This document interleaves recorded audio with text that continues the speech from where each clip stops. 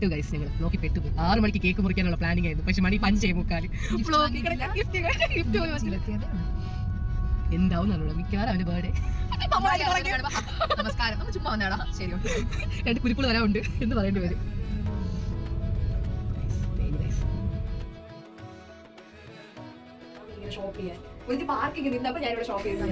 ഞങ്ങൾ അങ്ങനെ ഷോപ്പിംഗ് കഴിഞ്ഞിരിക്കും.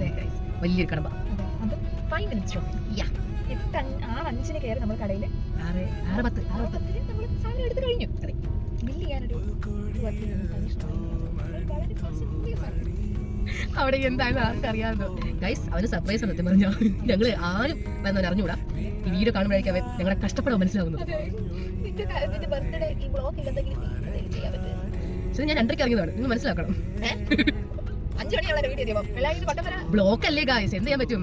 പറയൂ അത് പറയട്ടോ. ബ്ലോക്കിനോട് വീട് വെച്ചിട്ട് കാര്യമില്ല. 5 മണിക്ക് വീട്ടിൽ വന്നിട്ട് 5:30 ബ്ലോക്ക് കാര്യമുണ്ടോ? എന്താണ് മോഹന്റെ 18 സെക്കൻഡിൽ അഭിപ്രായം? പറയൂ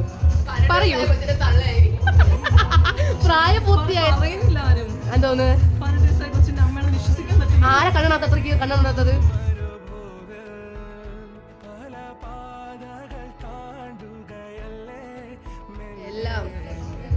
എല്ലാ ഡെക്കറേഷൻ ഉൾപ്പെടെ എല്ലാം മാമന്റെ ഒരേ പ്ലാനിങ് ആണ്. ആദ്യം എങ്ങനത്തെ ആരും പറയണേ, ആദ്യം എങ്ങനെയുള്ളവനാണ്? അല്ല കൃഷ്ണനാണോ? ഫ്രണ്ട്സ് അത്രേ ഉള്ളൂ. ബാക്കി വേറെ ബെസ്റ്റി എത്ര ബെസ്റ്റീസ് ഉണ്ട്? കഴിച്ചു കുറച്ച് കൂടുതലാണ്. ആദ്യം ഒരു കുട്ടി കൃഷ്ണനാണെന്ന്.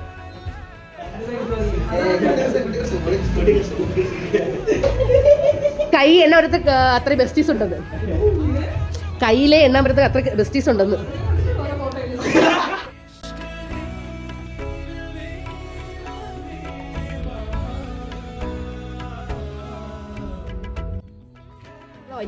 നമ്മള് ഇപ്പൊ ഇവിടെ പടക്കൊക്കെ പൊട്ടിട്ട്